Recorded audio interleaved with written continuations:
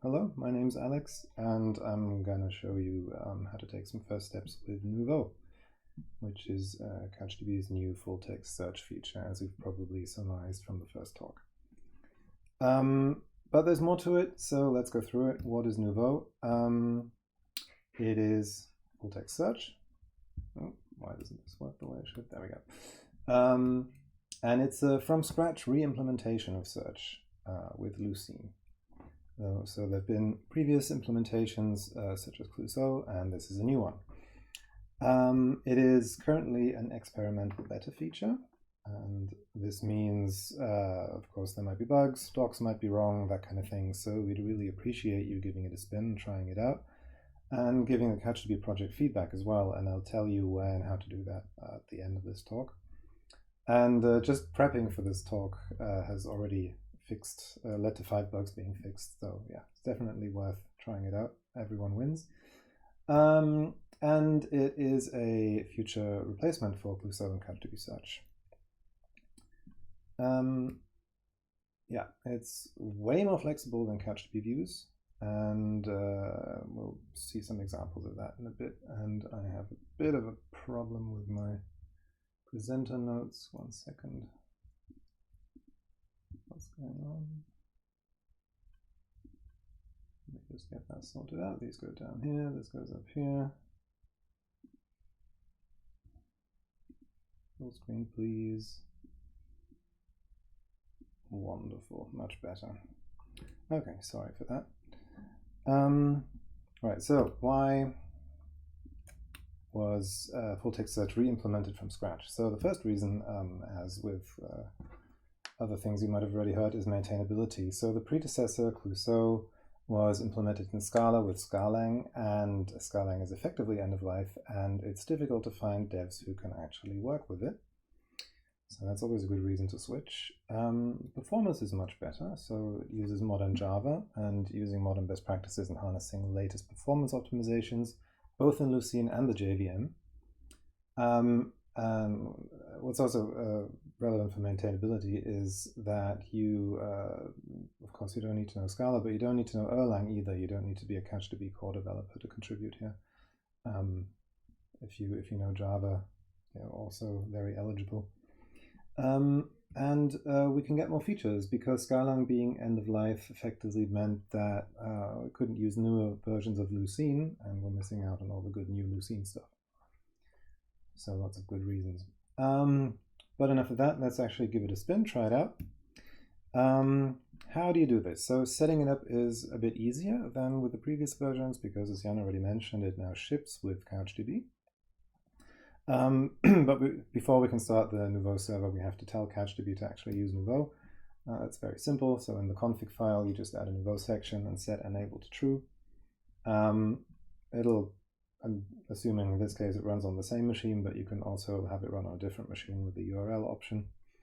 And of course, you can also do this in Photon with the add option button in the settings. So how do we start the Nouveau server itself? Before you can do that, of course, it's written in Java, so you need Java. In my case, I would check with Brew whether I have an up-to-date Java runtime. For your system, it may be different. If you don't, install one, and it is always worth reading the output of the installation here because there might be a caveat section where it'll tell you to symlink a couple of things. This is usually simple and straightforward. And then you can test it, whether Java is present and has the correct version, and then you're good to go. Then all you need to do is find and start the Nouveau server, and that works like this. As I said, it ships with CouchDB as a jar file. Depending on your operating system, it might be in a different place, or probably will be in a different place. The docs will help you out here. And the way to run it is from the CouchDB core directory, you start Nouveau, you tell Java to run the Nouveau jar and also point it at the included Nouveau YAML file, which has some config options for the server. And this contains some sensible defaults, so you don't have to bother with it to try Nouveau out. You just enter this terminal command and you're off to the races. You leave the process running, of course. It will try to shut down cleanly on when you stop the process, but it's also completely safe to kill the JVM. Of course, everything not committed to disk at that point will be gone, but the indexes will be fine. It will start up cleanly without complaining. So all the good stuff you're used to from Couch. All right, that's enough setup.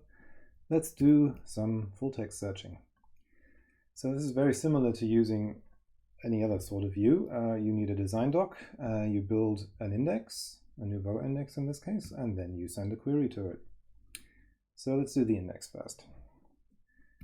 To use Nouveau, you add a Nouveau object to a design doc. And in that object,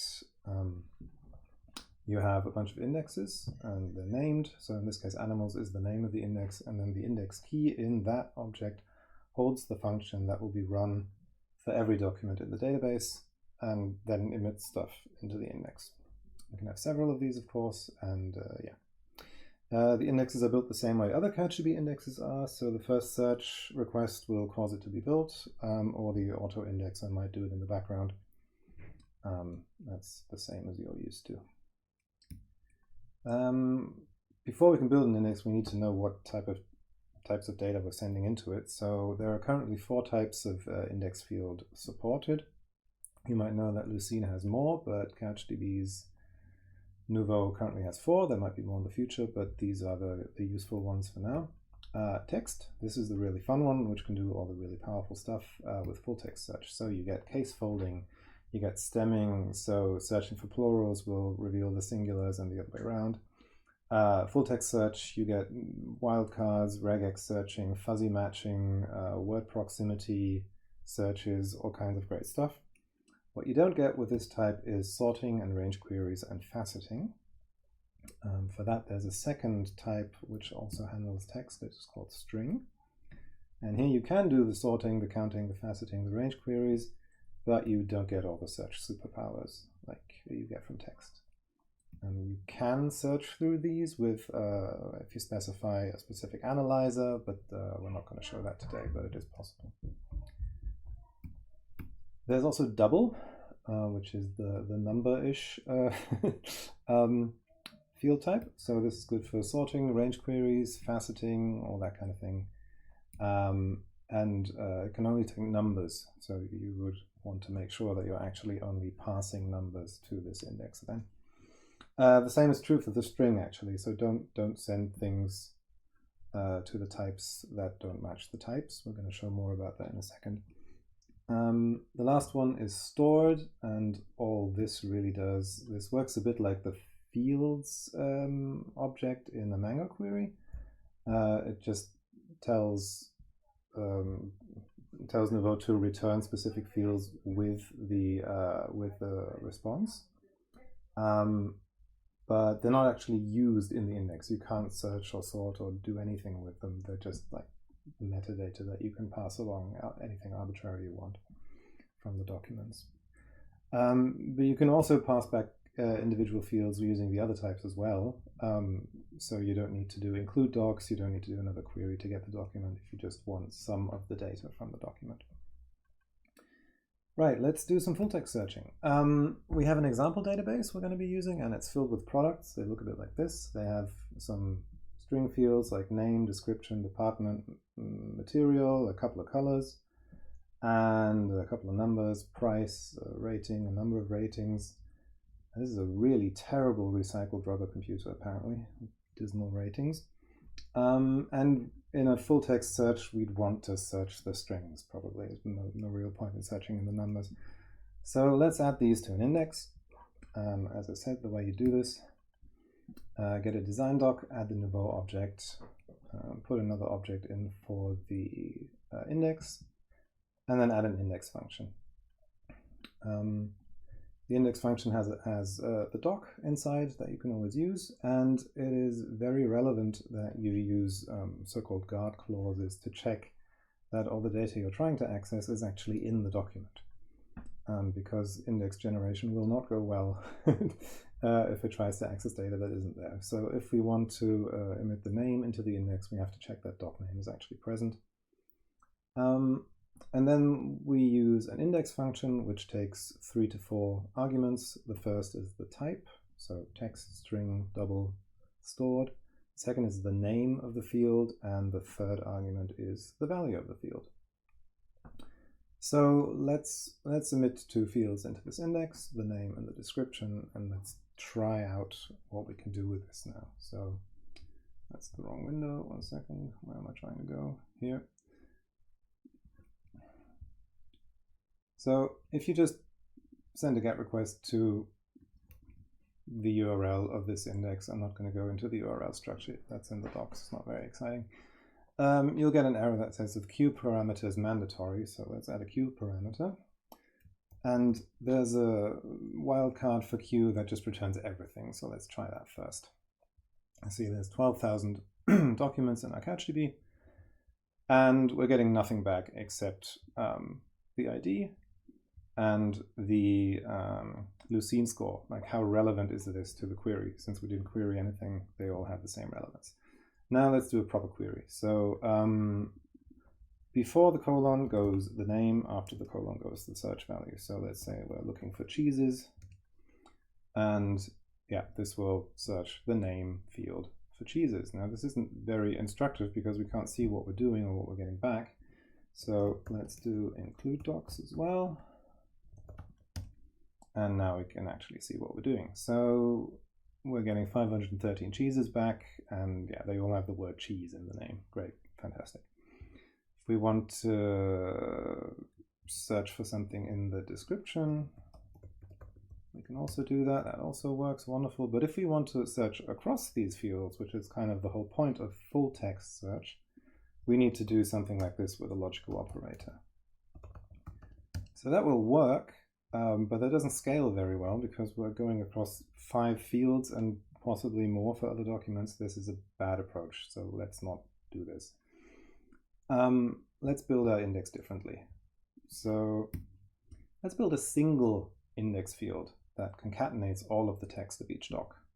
And the way you do this is pretty straightforward. You have a variable, and for each field from the document, you just append the text or whatever value from that field to that variable, and then emit just that. You'll also notice we call this default. The default field is like a special name. The default field can be queried without having to specify a field name in the query. So let's try this now. This should be better. Let's go to our second example. So this will no longer work because we're no longer emitting the field's description or name, actually. But because we're using the default field, we can now just write the value that we want without specifying a field, and we'll get the same thing as before. So let's try searching across these. So let's try and get a red cheese. Oh no, we didn't do the colors yet. Sorry, can't do that. Let's do a cheese football. These examples are terrible. They're from Faker.js, which is good at generating a lot of data, but not good at generating plausible data. But it's fun. So this will now search across both of the fields at the same time because we're emitting both of them into one index field. So that's pretty good. Let's do the rest as well, and then we can do some proper examples. Okay, hop over here. So we're going to add the department, material, and colors. Department and material are exactly the same.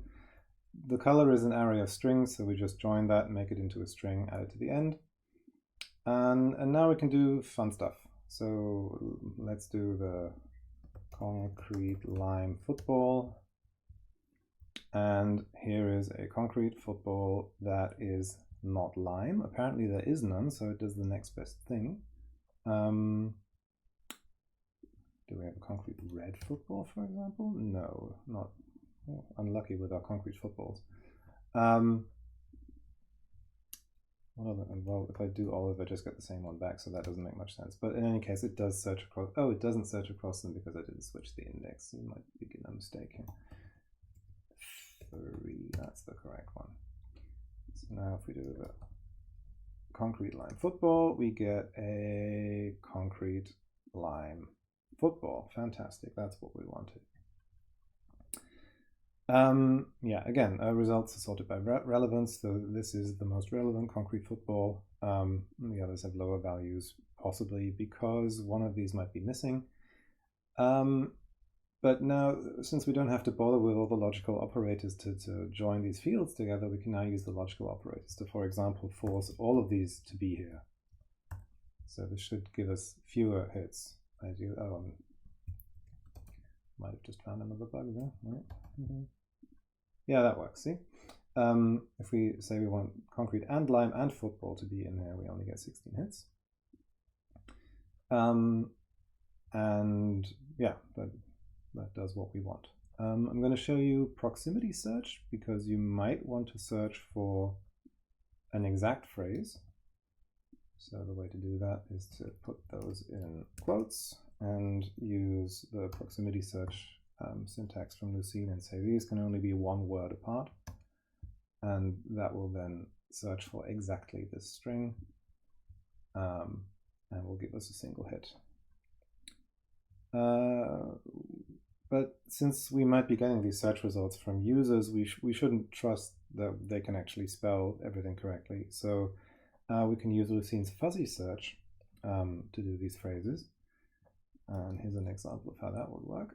You take every search term and add a tilde to the end, which denotes that this should be fuzzy searched. So someone's trying to spell cheese, someone's trying to spell football, someone's trying to spell olive. And we want all of these to be there. And that will then give us the cheese, football, that is olive. So that all works as expected. It's very cool in my opinion. You can see that this, like Mango queries, this has a fields object in the response, and that will tell you what the field is. So the content of each field. The default field here includes the name, the description, the material, and the colors, and that's what Lucene is searching through here. The way you do that is by using the optional fourth argument. And you pass that to index, which is store true, and then you get back what I just showed you. That's quite good for debugging, but it's also useful for different things. Like you may want to immediately display something as the result of the query without having to do include docs. Maybe your docs are huge, maybe there's a lot of irrelevant information in there. You can also use this to return excerpts of text, for example. Yeah, it's just generally useful. There's a bunch of other cool full text features. You can weight search terms, alter their importance by adding a carry and a number behind them. There's a single character wildcard, there's a multi-character wildcard. If you don't like wildcards, you can just use regex, that also works. And as you saw, the logical operators,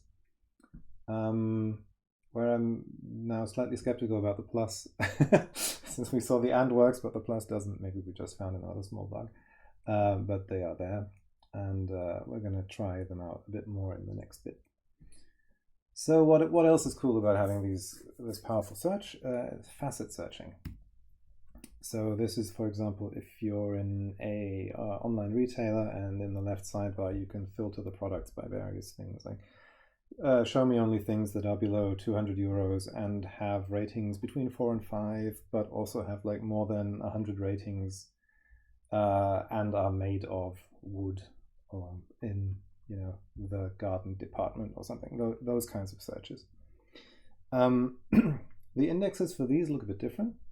You might remember that the field type text is not suitable for these, it can't do this, but string and double can. So let's use those to emit a bunch of useful data to an index. Before we do this, and this is important, we have to do a guard for every key in the doc that we're using before we emit anything at all. In a faceting query, all of the index entries need to have all of the data that we're faceting across. You can't have some products that don't have materials, for example. So as opposed to our earlier example, you need to have this guard clause around everything, checking all of the data you're using inside. That's really important.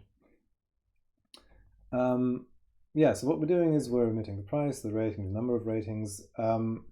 If we were doing this properly, I omitted this for readability reasons, but you should also do type checks here. So either you check that doc price is already a number, or you turn it into a number. So that's another guard that you need to do for this to work properly. Same goes for the strings. You need to make sure that these are actually strings. But once we have this, we can do fun stuff. So let's do some fun queries here. This time I'm actually going to switch to the proper index first before making the mistake. This is not going to return anything for good reason. What's the first thing we could do? We could do department garden. I hope there is actually garden. I didn't check. Yeah, there is. Good, great.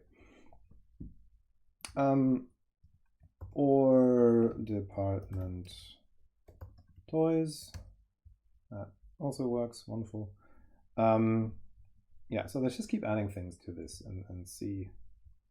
Not material wooden. So the number of total hits should go down if we submit this. Yeah, wonderful.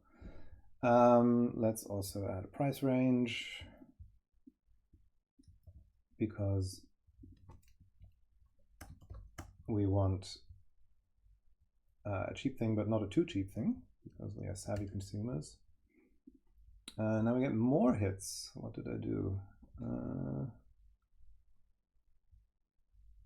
think I might need to move this to the front.